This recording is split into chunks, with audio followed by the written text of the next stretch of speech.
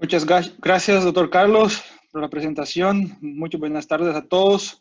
Es un placer para nosotros estar aquí hablando desde Austria, Ignacio y yo. Desafortunadamente no podemos estar en Costa Rica presencialmente, con un evento presencial con todos, pero ya toda esta situación global desafortunadamente nos prende en casa. Y bueno, empezamos entonces con el material que nosotros tenemos hoy para discutir el tema de las micotoxinas y impacto en reproducción, inmunidad y salud mamaria. Ignacio y yo vamos a compartir la presentación. Aquí tenemos la agenda de los puntos que vamos a abordar. Yo empezaré haciendo una breve introducción al respecto de las micotoxinas y ahí vamos a discutir un poco los datos de la encuesta global de micotoxinas que nosotros de Biomin conducimos y publicamos anualmente, regularmente. Y después vamos a entrar entonces un poco más en detalles respecto de los efectos de estas micotoxinas, entonces, en salud intestinal, inmunología, glándula mamaria y reproducción. ¿Ok? Entonces, empezando a hablar de las micotoxinas, ya, creo que todos conocen este concepto básico de qué son ellos, que son producidos por hongos que son originarios de un mecanismo secundario, entonces de los hongos que están comúnmente presentes en el campo y que contaminan las plantas y los cereales que nosotros utilizamos para producir los alimentos para nuestros animales. Estas sustancias son invisibles, sin sabor y muy estables. Y una pregunta que comúnmente nos hacen es, por ejemplo, si con algún proceso químico, térmico, si es posible inactivar o reducir la toxicidad de estos metabolitos. Y desafortunadamente no es fácil desactivar o destruir estos metabolitos. Son muy estables. Por ejemplo, son resistentes a altísimas temperaturas, más de 190 grados, o tenemos algunas otras micotoxinas que aún más de 200 grados son resistentes. Entonces, es muy difícil desactivar. Y claro, el tiempo que se quedan almacenadas estas materias primas o el alimento contaminado tampoco va a influenciar, va a impactar este efecto tóxico de estos metabolitos. Entonces, poseen una estabilidad muy alta. ¿Y dónde vienen entonces principalmente las micotoxinas que nosotros vemos hoy en la actualidad? Sabemos que muchos factores pueden contribuir para la producción, la formación de estas diferentes micotoxinas, pensando en la planta, las condiciones de producción de granos, la parte de fertilidad, humedad, pH, todo esto puede desencadear o estimular los hongos a desencadear este mecanismo secundario y empezar entonces a producir estas micotoxinas, diferentes micotoxinas. Acciones competitivas, ataques de insectos abren la puerta para que estos hongos se instalen en la planta y producen esas micotoxinas. Y también la competición entre ellos. Por ejemplo, en el campo existe un equilibrio en una situación ideal, por ejemplo, de los diferentes hongos. Y si algo pasa o si la presión de contaminación de una familia es más favorable que otra, entonces esta competición entre ellos también puede favorecer una producción, por ejemplo, de más fumicina, de oxinivalenol, al contrario de aflatoxina o cualquier otra micotoxina. Entonces, esta competición entre las diferentes familias de hongos también puede ocurrir en campo y favorecer una u otra micotoxinas. Pero principalmente, o que impacta más o que está impactando más Hoy en día, la producción de estas micotoxinas son las condiciones climáticas que nosotros tenemos en las diferentes zonas productoras de grano.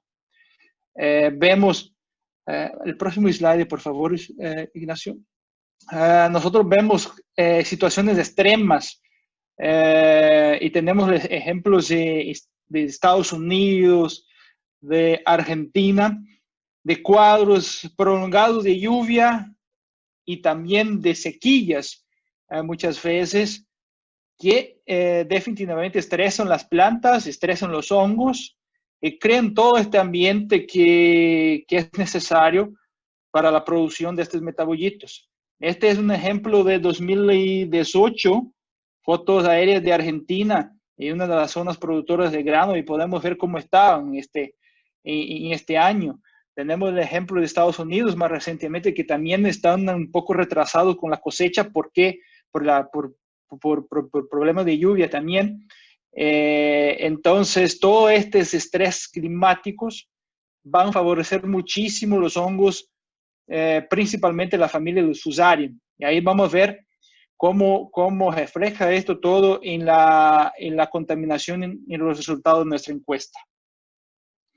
En este slide nosotros traemos el más reciente mapa global con los diferentes niveles de riesgo para las diferentes regiones. Estos datos fueron publicados ayer por nosotros, ya la actualización con los datos del último cuarter de 2020.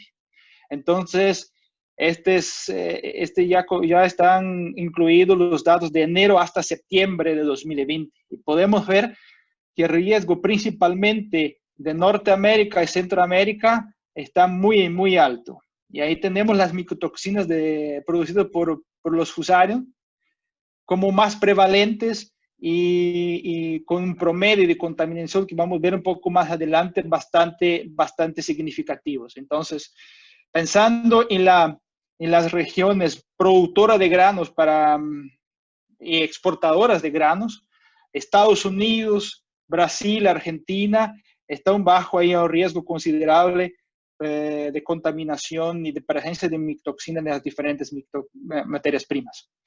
Esta encuesta es publicada por Biomin, preparada y publicada por Biomin desde 2004. Y es importante resaltar la importancia que nosotros damos a este dato, porque nos permite monitorar y evaluar constantemente el riesgo de micotoxinas que estamos recibiendo en nuestro alimento, el alimento que nosotros producimos para los animales y en las diferentes materias primas. Entonces, esta encuesta desde 2004 ya analizó más de 132,000 muestras. Solamente este año, 2020, nosotros ya analizamos más de 15,000 muestras. Y vamos a abrir un poco de estos datos más adelante. Y solo de Costa Rica ya este año ya recibimos más de 180 muestras, ¿ya? Específicamente de Costa Rica, y también vamos a compartir un poco de los datos más adelante. Pero empezamos con Estados Unidos, país exportador de materia prima muy importante, y aquí tenemos los datos de maíz desde enero a septiembre, y podemos ver que las micotoxinas producidas por Fusarium son las más prevalentes. Actualmente deoxinivalenol es la más prevalente, con un promedio ahí alrededor del 82%, y promedio de contaminación en ppbs alrededor de 812 ppbs. Y ahí es seguida por fumonicina con más de 2,000 ppbs, y muy importante, principalmente para nosotros que manejamos el tema de reproducción, la parte reproductiva de los animales, la contaminación por zearalenona. Ahí tenemos un promedio alrededor de 363, pero podemos ver que encontramos picos máximos de más de 13,000 ppbs. Entonces, y también para deoxinivalenol y para fumonicina, altísimas contaminaciones en algunos lotes de maíz. Esto, si llega definitivamente a los animales, van a causar problemas gravísimos, puede causar incluso alguna mortalidad, principalmente en animales jóvenes, pero la parte reproductiva sí puede estar muy impactada. Y podemos ver que más abajo, perdón, regresa, ya. La co-contaminación es muy alta, entonces es muy difícil tener una muestra que no está contaminada por lo menos con estas 3 micotoxinas del fusarium. ¿Ok? Ahora sí, adelante, por favor. Otra materia prima importante que muchos países utilizan como fuente de proteína, que es de DGS de Estados Unidos, nos muestran también en los datos de nuestros análisis ahí una altísima contaminación, una alta prevalencia y contaminación por estas 3 micotoxinas, deoxinivalenol, fumonicina y serlenona. Y ahí podemos ver que estas están más concentradas y claro, si añadimos esto a la contaminación que tenemos en el maíz, bueno, ahí podemos tener un cuadro aún más severo en el campo. Estos son los datos de Estados Unidos. Adelante, por favor. Y aquí tenemos un promedio de la contaminación histórica desde 2010. Estos son los datos históricos de nuestra encuesta para Estados Unidos y podemos ver cómo la prevalencia de deoxinivalenol, principalmente en los últimos años, desde 2014, digamos, está aumentando. ¿Ya? Está aumentando o se mantiene muy, muy alta. Es igual, muy parecido para fumonicina, también siempre muy prevalente y el promedio de contaminación bastante interesante. Y serralenona de los últimos 5 o 6 años también está cada vez más prevalente y el último año principalmente con un promedio histórico bastante elevado. Entonces, estas micotoxinas del fusario están siempre presentes y por todos los cambios climáticos y retos que tenemos en la producción de granos, vamos a ver si más y más estas micotoxinas presentes en las análisis. ¿Ok? Pero cambiando un poco más, vamos un poco más para el sur. Empezamos con Argentina y también otro país importante productor de granos y exportador de granos. Podemos ver que en Argentina la más prevalente es fumonicina, pero deoxinivalenol también es importante mencionar porque el promedio de contaminación es interesante, es alrededor de los 560 ppb, ¿ya? Y también con picos de contaminación con más de 2000 ppb. Serralenona no está tan prevalente como en los Estados Unidos, pero llama atención estos picos máximos de contaminación con más de 1000 ppb. Entonces también esas 3 son las más importantes, más relevantes micotoxinas cuando pensamos en Argentina. Vamos para los datos de Brasil. En Brasil, la más prevalente fumonicina, pero ahí y serralenona está un poco más elevado comparado con Argentina. En Brasil, un promedio de fumonicina alrededor de 2.200 ppb, pero con picos muy altos, con muestra con 56.000 ppb, muy alto. Deoxinivalenol, un promedio alrededor de los 400 ppb y con picos ahí acerca de 2.700 ppb. Y también serralenona, como en los Estados Unidos, picos de contaminación muy, muy altos. Entonces, pensando en la parte reproductiva, es muy crítico estos niveles. Si llegan al campo, con certeza van a impactar a los animales. ¿Ok? Hablando de un poco de Centroamérica, las análisis de materia prima colectadas en Centroamérica, podemos ver ahí que estas micotoxinas de fusario son las más prevalentes. Esto claro, porque la zona importa mucho materia prima, principalmente Estados Unidos, pero podemos ver que fumunicina está un 97%, o sea, prácticamente en todas muestras, ¿ya? Seguida de dioxinivalenol con 75% y después zearalenona con 46%. Estas son las más relevantes. Y estos picos de contaminación son muy parecidos con lo que vemos en Estados Unidos, como vemos en Brasil, con niveles arriba de 24.000 para fumunicina, más do que 3.000 ppb para DON y arriba de 2.000 para zearalenona. Y la cocontaminación, como podemos ver, también más de 86% de estas muestras tienen más do que una. Entonces, ahí principalmente fumunicina y dioxinivalenol van a estar juntas presentes en estas, y también, claro, puede ser que sea zearalenona, puede estar presentes en estas muestras. Y específicamente de Costa Rica, ahí hablando solamente del maíz, tenemos la más prevalente fumunicina, pero que me llama más a la atención es sí esta contaminación por DOM y por zearalenona. Estas dos con niveles bastante altos, principalmente estos picos de contaminación, arriba de 1.000 ppb para DOM, pero más de 2.000 ppb para zearalenona son realmente muy altos y crítico para la producción animal, ¿ok?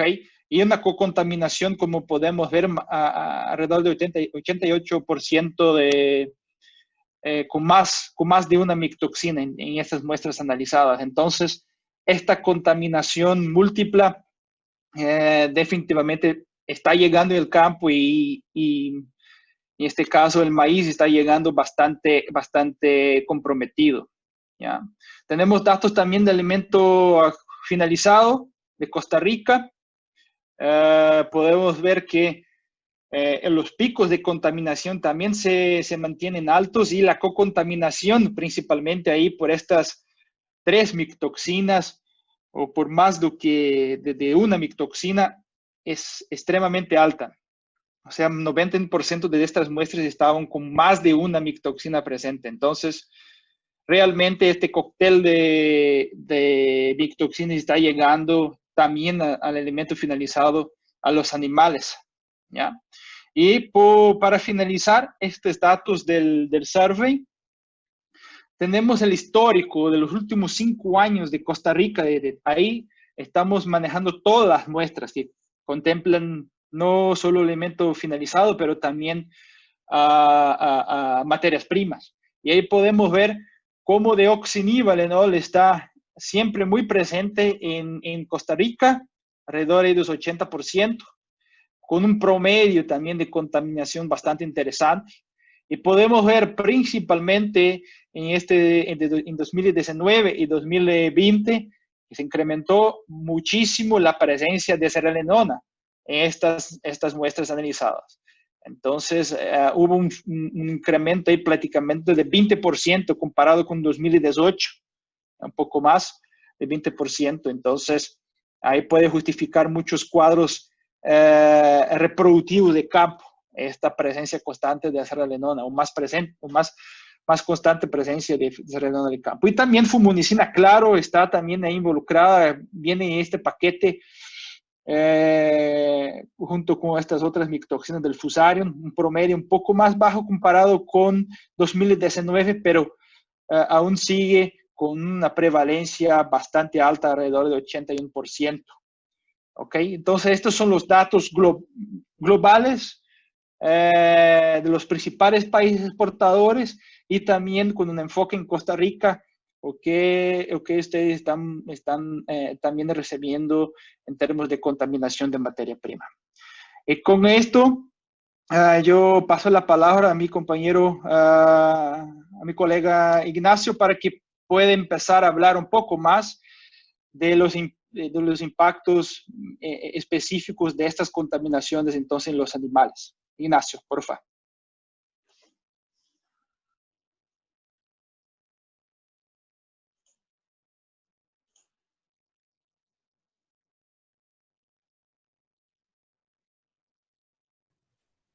¿Será que tiene el micrófono apagado? Creo que sí, parece que sí.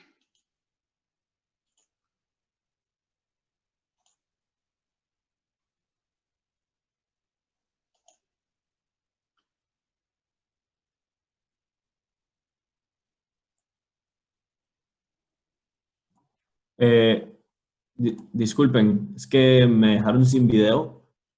Dice que no puedo. ¿Me escuchan ahí? Sí, vamos a ver. Eh, Dice que el administrador me detuvo el video. sí, un segundo. Vamos a ver. Es que es el que aparece como Javier y está compartiendo. Exacto. Eh,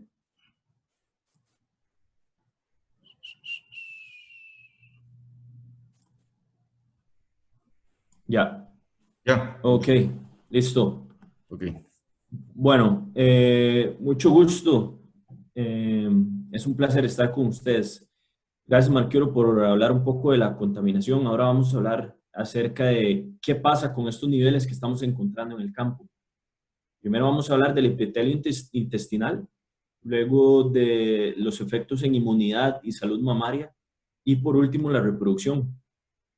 Entonces, ¿cuáles son los factores que determinan el efecto que estas micotoxinas causan en los animales? Bueno, hablando de todos los animales en general, va a depender mucho del tiempo en el cual el animal está en esa exposición, la naturaleza de esa contaminación, o sea, si está tal micotoxina o la otra, y luego la concentración en la cual esta micotoxina se encuentre.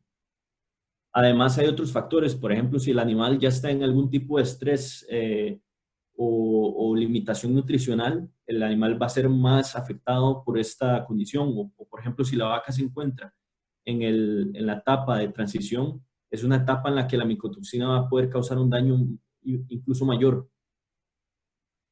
Y luego también tenemos factores como los del medio ambiente, por ejemplo, si hay estrés calórico, si hay otras sustancias tóxicas, como por ejemplo las endotoxinas que se liberan por la acidosis. Bueno, pero en general los efectos de las micotoxinas, como lo hablábamos más temprano con Carlos, los síntomas clínicos muy pocas veces se manifiestan. Mayormente tenemos unos problemas que son la parte de abajo del iceberg, lo que no se ve.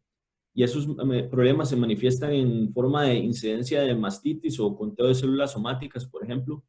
No es una causa mayor, pero es una causa que del lado de infecciones intensifica o lo hace más complejo. Pérdidas en ingesta de materia seca, cuando a veces las vacas bajan su consumo de materia orgánica, de materia seca, muchas veces se debe a modulación del intake por las micotoxinas. Además, tenemos pérdida de producción en algunos casos sin poder explicarla fácilmente. Inmunosupresión, o sea, más frecuencia de enfermedades o un sistema inmune deprimido. Y pérdida de fertilidad, muy importante. Pero todas estas se resumen en unas pérdidas de rendimiento y pérdidas de ganancias, que al final es lo que, a pesar de que no lo vemos, es un enemigo muy presente.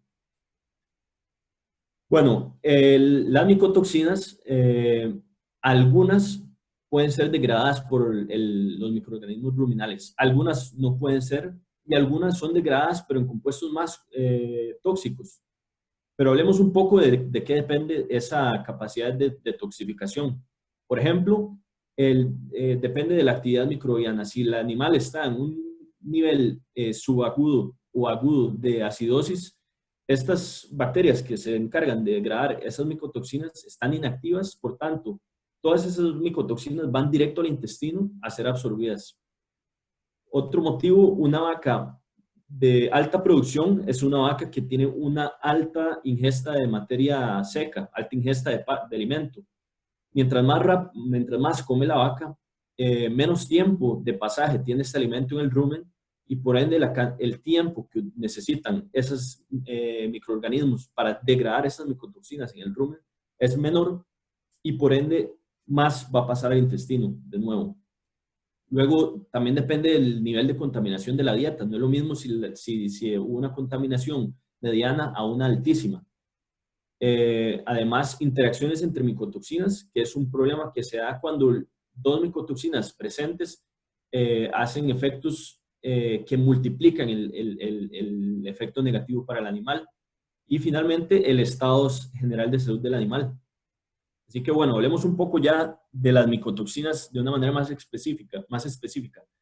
Hoy vamos a hablar de toxinas de Fusarium mayormente. Fusarium es un género de hongos que tiene muchas especies, pero es muy conocido por las micotoxinas tricotesenos, las fumonicinas y la zearalenona. Nos vamos a enfocar hoy mucho a tricotesenos y zearalenona para que estén un poco pendientes porque vamos a estar mencionando muy a menudo estos nombres.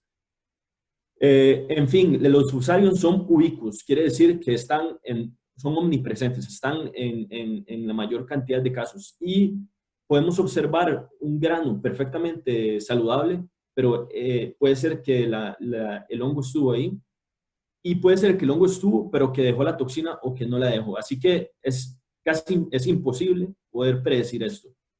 Y tenemos que daño a materias primas como maíz, sorgo, trigo y pastos. Bueno, los tricotesenos. Vamos a ir bien rápido sobre esto para dedicar más tiempo a lo que ellos causan, pero es una familia de más de 200 micotoxinas. No tenemos tiempo en la vida para hablar de cada una de ellas, ni siquiera. Son muchísimas, pero lo más conocido de ellas es que tienen este anillo epóxido y este anillo epóxido es el que causa un efecto tóxico que vamos a explicar en la diapositiva próxima, pero se dividen en diferentes familias. Entre ellas tenemos las tricotesenos A y los tricotesenos B. DON es deoxinivalenol y NIV es nivalenol y en esos nos vamos a concentrar un poco más porque son de los más presentes. El efecto de los tricotesenos, esto es una célula. Vamos a hablar del efecto del ejemplo del deoxinivalenol. Cuando entra a la célula, llega al retículo endoplasmático y hace una interrupción del proceso de síntesis de proteínas. O sea, inhibe la producción de proteínas. Y esto, bueno, normalmente, dependiendo de las concentraciones o de la dosis de tricotesenos, puede conllevar, por ejemplo, a la estimulación o inflamación, estimulación del sistema inmune o inflamación en diversos tejidos. Puede darnos problemas de pérdida de ganancia de peso, anorexia, y conforme aumenta, genera disfunción celular, inmunosupresión, o sea, daño en respuesta inmune y muerte celular. Pero ahora vamos a hablar más en el caso práctico, más adelante. Ahora hablamos de zearalenona. Zearalenona, lo más conocido de la zearalenona es que tiene su composición molecular es muy similar al estrógeno o el estradiol. También se le conoce como la hormona femenina.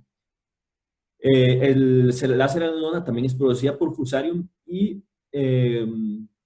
bueno, no solo tiene este efecto de fijar estrógenos, también tiene efectos antimicrobiales, inflamatorios o de estrés oxidativo. Pero vamos a enfocarnos hoy en el efecto de estrogenicidad porque tiene un impacto muy importante en el sistema reproductor. ¿Por qué? Porque los receptores de estrógenos están en el útero, en la glándula mamaria, en el hipotálamo y glándula pituitaria. O sea, todos los órganos importantes para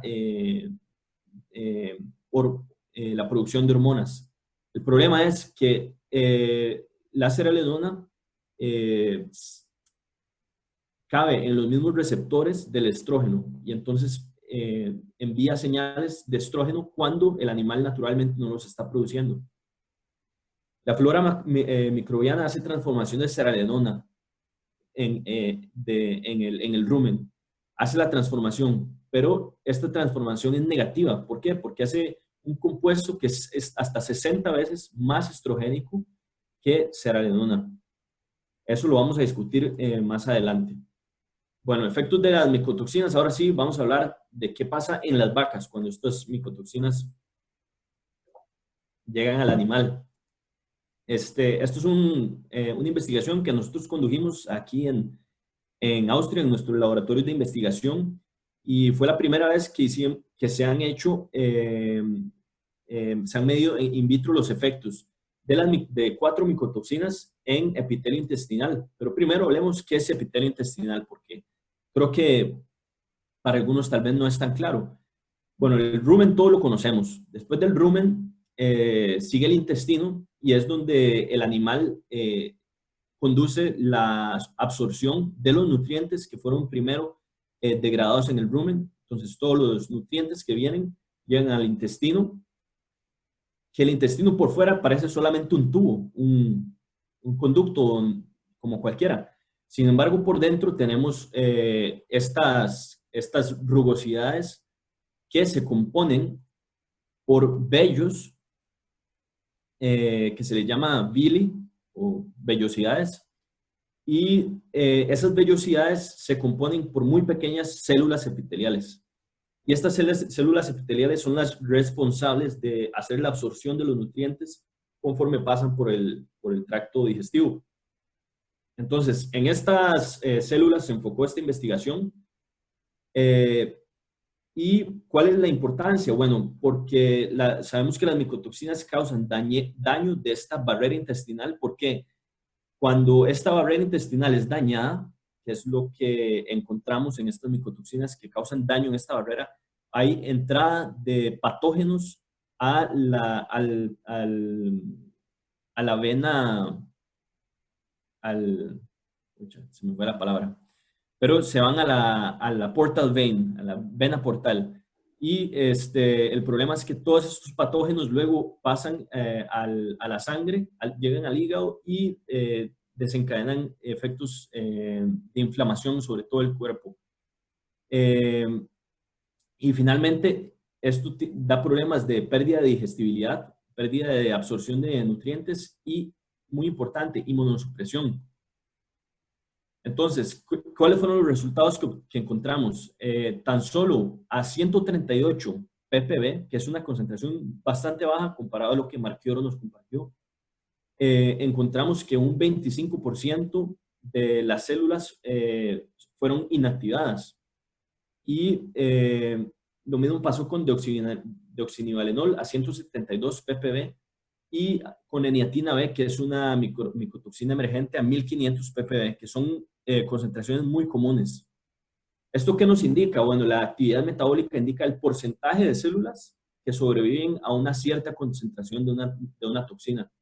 Entonces, podemos decir claramente que si un 25% de las células epiteliales mueren o se inactivan, la función intestinal se vería completamente comprometida. Va a haber mucho más penetración de esos patógenos a la sangre y va a haber una absorción de los nutrientes muy inferior a lo que debería ser normalmente. Y esto, en fin, nos va a dar problemas de entrada de patógenos, o sea, infecciones, y reducción de nutrientes, da pérdida de producción de leche, así como muchos otros problemas. Ahora le paso la palabra a Marchioro, que nos va a hablar un poco de las micotoxinas en la inmunología o en el sistema inmune. Perdón. Ok. ¿Listo, ¿Me escuchan? Sí. ¿Me escuchan? ¿Ya? Listo. Sí. Entonces, vamos a hablar un poco a continuación de esto que Ignacio ya habló del impacto de estas micotoxinas, principalmente los tricotesenos, al tracto intestinal. Este video, esta animación nos muestra cómo sería un cuadro ideal, donde nosotros tenemos las velocidades todas íntegras y abajo de esta capa tenemos las células inmunológicas. En esta situación ideal, nosotros vemos las células listas para contestar cualquier enfermedad que pueda de desafiar los animales. O sea, nosotros tenemos ahí los macrófagos. Esta que llega ahora es una célula dendrítica que tiene la capacidad de colectar estas bacterias o virus y estimular la producción, el desarrollo de la respuesta inmunológica, entonces, para estas diferentes enfermedades. El problema es que cuando nosotros tenemos la presencia principalmente ahí de los tricotesenos, esta barrera, como mencionó Ignacio, va a estar abierta.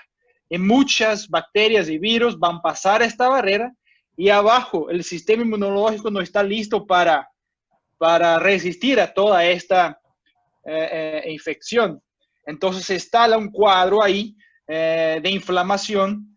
Esto va a tomar mucha energía de los animales para intentar controlar este cuadro. Y hasta que todo el sistema inmunológico pueda desarrollar una respuesta eficaz y cerrar nuevamente esta barrera, bueno, ahí nosotros perdemos mucho en producción y respuesta a vacunas, por ejemplo. Todo esto va a impactar nuestra producción.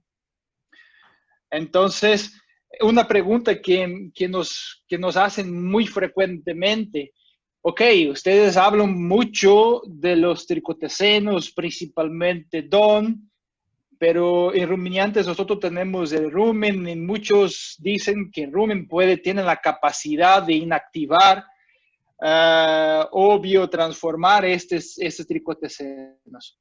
Bueno, nosotros vimos en los slides anteriores que sí, puede ocurrir una biotransformación, puedes reducir un poco la contaminación por ellos, pero vimos también que esta biotransformación, parte de ella es una biotransformación que incrementa muchísimo el efecto tóxico de ellos. En el caso de Srelenona puede llegar puede incrementar a 60 veces.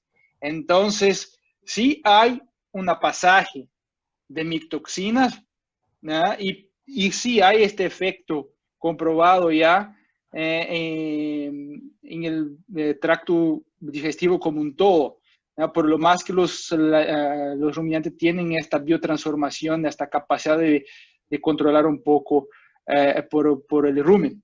¿Okay? Y ahí nosotros vamos a las pruebas científicas de que estos tricotesenos, que estas micotoxinas pueden impactar las células inmunes. Entonces aquí tenemos una prueba in vitro que manejó a evaluar ahí la sensibilidad de estas células BPMB, que son básicamente un complejo de células inmunológicas. Son linfocitos, incluyen ahí células T, células B, que son las células responsables por la respuesta inmunológica como un todo. Y hicieron la comparación también de estas células, pero con cerdos, células de cerdos, que son naturalmente más sencillos de que los ruminantes a estos tricotesenos. Y ahí podemos... Sí, gracias. Ahí es mi portuñol que entra en acción, ¿no? Perdón. Pero podemos ver, ¿puede adelantar un poquito? Sí. ¿Qué niveles? Ahí alrededor de 249 ppb, ya reducir en 41% la producción o la porcentaje de estas células inmunológicas. Ya, perdón, regresa un poco más.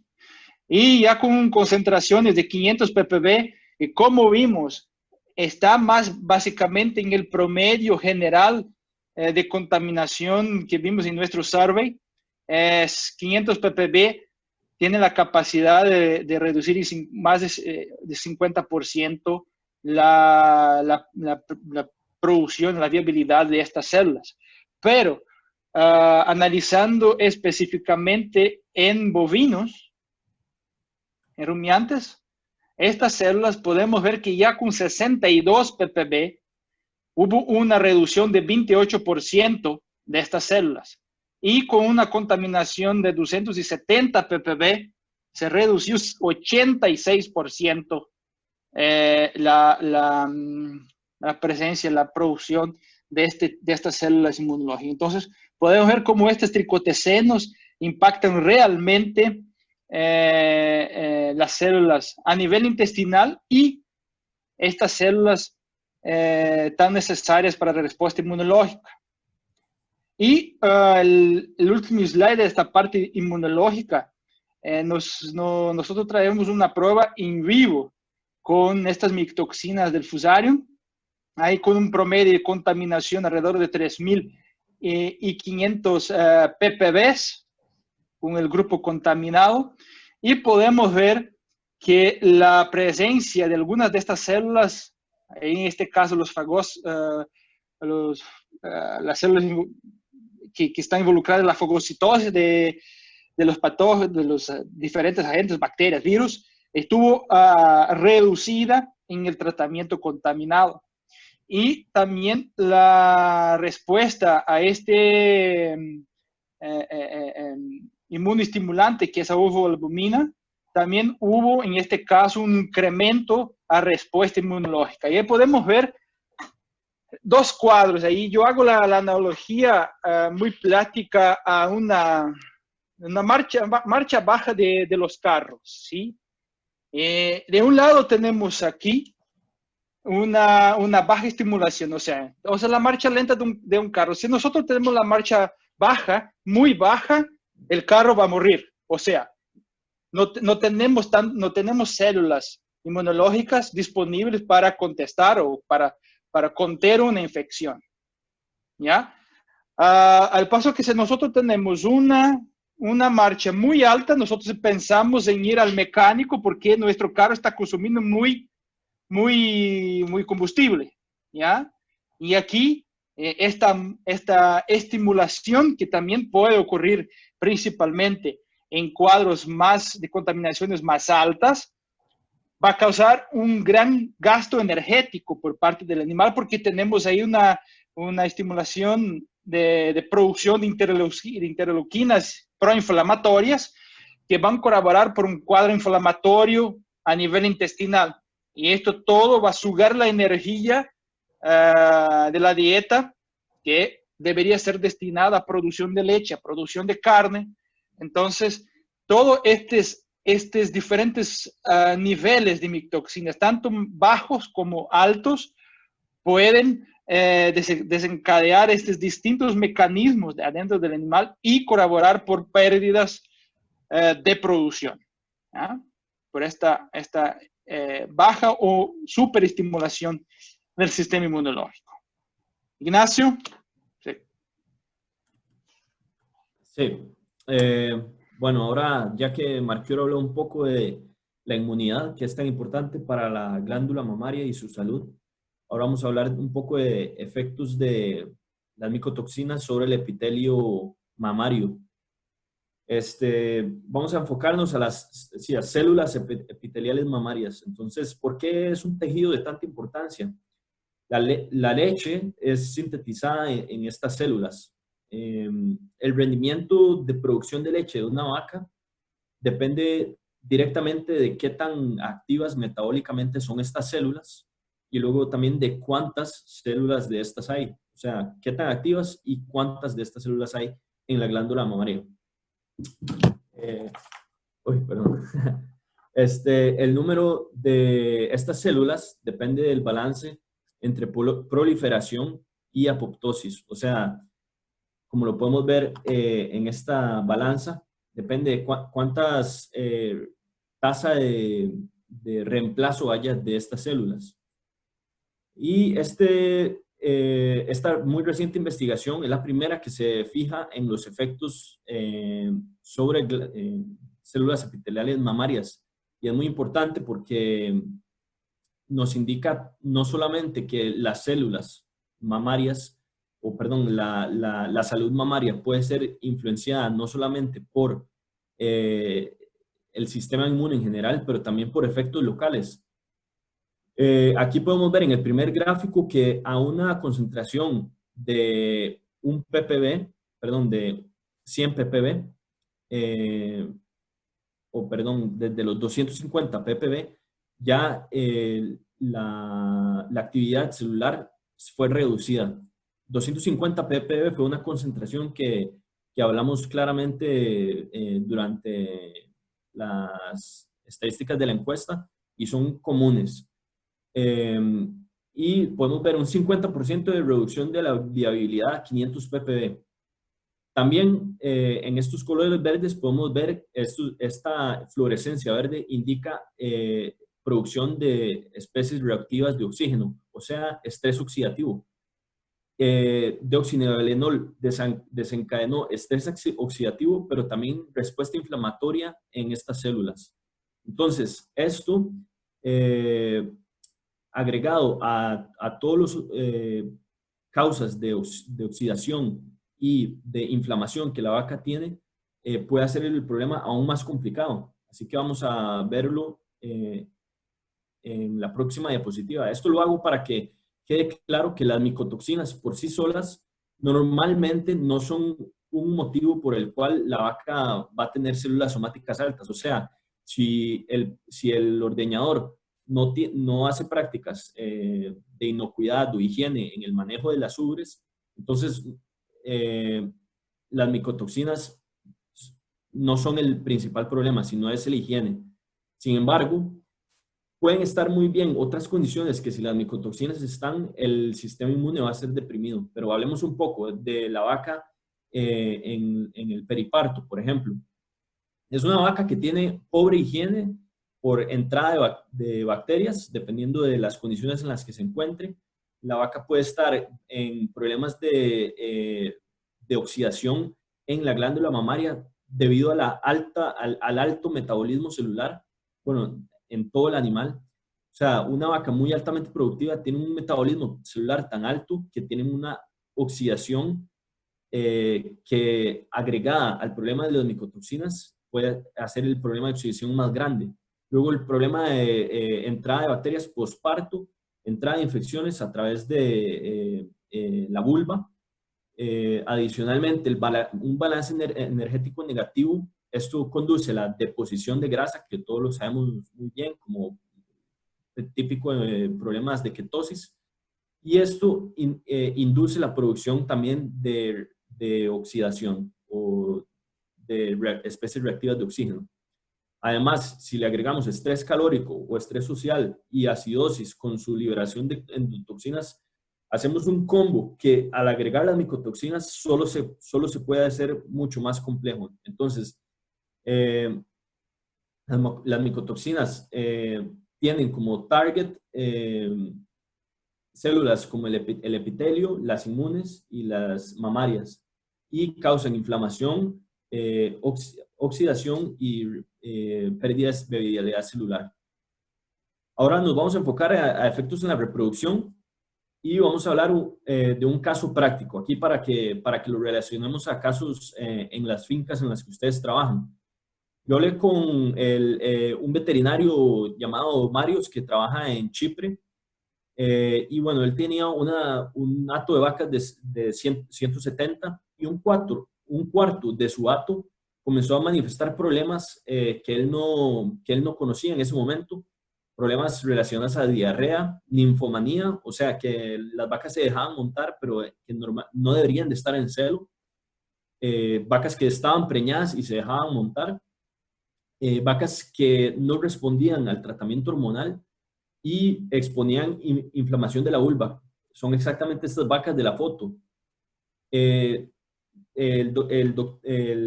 productor o lechero Marius también es veterinario, entonces él hizo el chequeo de preñez y encontró a los 30 días que habían casos de abortos. Luego de haber encontrado esto, las quiso preñar de nuevo y hubo dificultad para concebir. Y además detectó ovarios quísticos, o sea, mayores a 20 milímetros. Y los observó mediante ultrasonido. Él procedió a dirigirse a nuestra representante de Biomin en Chipre y encontraron que una paja de cebada que estaban alimentando estaba altísima en ceranlenona. Y entonces procedieron directamente a hacer un análisis, bueno, el análisis del alimento, diluyeron esta materia prima porque no es un poco limitante ahí las condiciones para encontrar otras materias primas. Entonces, diluyeron ese contenido, alimentaron el Micofix Plus y el ganado fue de regreso a una reproducción normal después de 2 semanas. Esto lo digo para que le demos un poco de enfoque práctico a lo que viene en las próximas diapositivas. Entonces, ¿qué provoca cearalenona en vacas? Provoca secreciones vaginales, hipertrofia vaginal, o sea, inflamación de la vulva. También podemos ver ovarios quísticos. Bueno, esto lo detecta el veterinario cuando ve el tamaño. Vemos también desarrollo prematuro de las ubres en terneras. Cuando las terneras no tienen un desarrollo prematuro, de las principales causas es cearalenona, y esto puede ser asociado a mastitis tempranas o también a problemas de ordeño en el futuro. También estro falso. Esto es de lo más común que podemos observar, que quiere decir que la vaca comienza a comportarse como si estuviera en estro o en celo, pero no lo está. Y entonces esto dificulta la detección del celo porque no sabemos cuál es el verdadero. Y por ende, inseminaciones fallidas. Y por último, aborto. Casos de aborto que no se pueden explicar muchas veces son debido a la cearalenona. Pero bueno, ¿qué pasa con la cearalenona cuando la vaca la ingesta? Ya hablamos un poco antes, pero lo vamos a mostrar ahora un poco en números. Esta es una prueba que hicimos con vacas aquí en Austria y vimos cómo funciona la degradación de esta cearalenona en el rumen. En cuestión de 7 horas, apenas un 80% fue degradado y todo el resto seguía como cearalenona en el rumen. ¿Qué pasó con esto que se degradó? Un 20% se convirtió en alfa-cearalenol, que es 60 veces más estrogénico que cearalenona. O sea, potencias por 60 veces los efectos que antes mencioné. Y apenas un 3-4% se convierte a beta-cearalenol, que es un quinto de lo estrogénico que es la molécula original. Pero bueno, ya hablamos un poco de los efectos de la cearalenona. Funciona como estrógeno o bloquea en los mismos receptores que el estrógeno. ¿Y esto qué resultados puede dar? Bueno, entonces recordemos las funciones de los estrógenos en la vaca. Primero, es responsable del desarrollo y funcionamiento de los órganos sexuales. Por eso vemos que se crecen las vulvas o las ubres. Prepara y marca el comienzo del estro, o sea, influencia el comportamiento de la vaca para que ella se comporte más abierta a la monta del toro, naturalmente. Además, mantiene el grosor de la pared vaginal y promueve lubricación para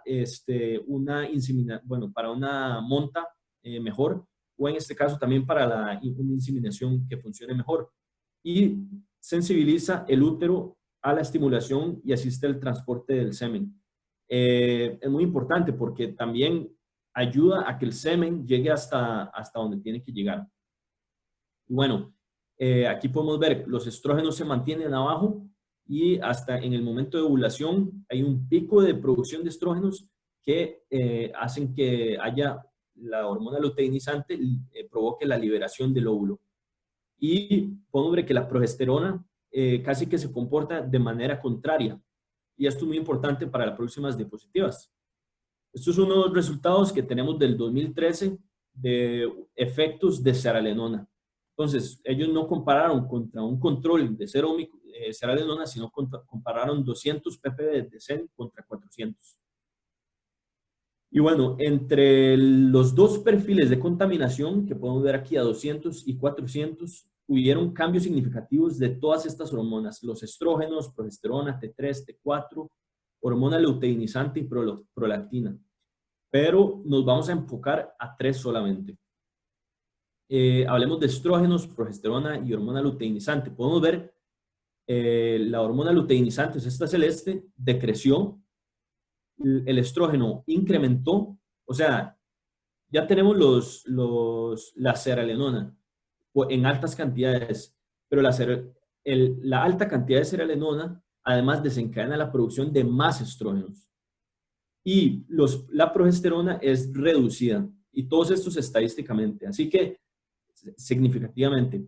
Así que, bueno, ¿cuáles son las implicaciones de esto? Si tenemos una reducción de la progesterona es la hormona de la preñez, se le llama así, y esta asegura que las condiciones para que la vaca conserve el embrión, que estas condiciones sean conservadas.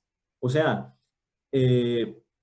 un decreso, una pérdida en concentración de progesterona puede ser causante de estos abortos de los cuales mencionábamos antes.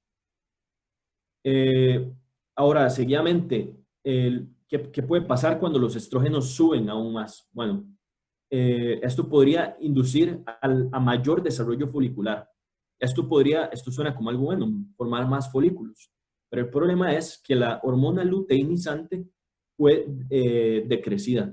La hormona luteinizante es la responsable para que estos folículos que se están desarrollando, una vez que alcanzan la madurez, suelten el óvulo, como lo podemos ver aquí. Pero el problema es que si tenemos muchos estrógenos, pero poca hormona luteinizante, lo que hacemos es no permitir que esos folículos que están maduros liberen el óvulo. Y finalmente, esto es lo que comúnmente conocemos como ovarios policísticos. ¿Ok? Y este es un efecto muy, muy puntual de la zearalenona. Porque la zearalenona actúa como un disruptor hormonal. ¿Ok? Entonces, antes estábamos hablando de qué podía pasar. Pues en efecto, esto fue lo que sucedió. En 200 ppb encontramos un diámetro folicular de 22 milímetros. 200 ppb fue la concentración más baja y ya esa concentración podemos ver tamaños mayores de 20 milímetros.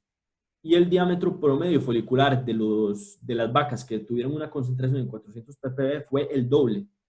Entonces, esto genera muchos problemas en la finca. ¿Cuál es el impacto económico de esto? Bueno, una extensión del periodo abierto. ¿Por qué? Porque cuando los ovarios son policísticos, se bloquean hasta el punto en el que no pueden regresar a ese círculo. Hay que intervenir y para eso hay que ir al veterinario o llamar al veterinario para que haga su tratamiento. Eso tiene un costo elevado. Y tercero, corre el riesgo alto de que desechemos las vacas del hato pensando que tienen un problema de otro tipo reproductivos. Así que bueno, los dejo ya con el mensaje final. Hoy hablamos de tricotecenos y zearalenona. Los conectamos a efectos de sistema inmune, epitelio intestinal y sistema reproductivo. Esto, lo que les alimenté, digamos, de artículos científicos en compañía de Marchioro, es muy reciente y nuevo. Sin embargo, no les pude hablar de fumonicinas, no les pudimos hablar de aflatoxinas, tampoco de las micotoxinas emergentes, son más de 1.400 que sabemos que existen. No hablamos de la interacción entre las micotoxinas, o sea, los efectos aditivos entre ellas. Tampoco hablamos de efectos en digestibilidad, en pérdida de producción, por ejemplo, en eficiencia de nitrógeno. Tampoco hablamos de resultados muy recientes que tenemos hoy como impactos en rendimiento quesero. Así que las micotoxinas presentan problemas de muchos tipos. Apenas hoy hablamos de la punta del iceberg. Y el mensaje final que quiero dejar, y lo dejó muy claro Marchioro, el cambio climático que es claramente presente, conduce a nuevos y mayores perfiles de contaminación de los que teníamos antes. Para evitar pérdidas económicas es muy importante en la finca que el productor tenga un plan de manejo de micotoxinas que involucre analizar frecuentemente, discutir con su consultor técnico los resultados y la implementación de un producto que contrarreste el efecto de las micotoxinas. Nosotros recomendamos un producto que utilice la biotransformación, o sea, la ruptura enzimática o bacteriana de micotoxinas que no pueden ser adheridas. Luego, para las que son adheridas, recomendamos la adsorción, que actúa con aflatoxinas y alcaloides de ergot mayormente, y además productos que promuevan la bioprotección, la salud hepática para lidiar con estas toxinas, y que promuevan la salud del animal en general. Así que con esto terminamos por hoy. Muchas gracias por su atención y estamos listos para cualquier pregunta y cualquier cosa que podamos ayudarles. Muchas gracias por su atención. Muchas gracias al doctor Alexander Marquioro y al máster Ignacio Artavia.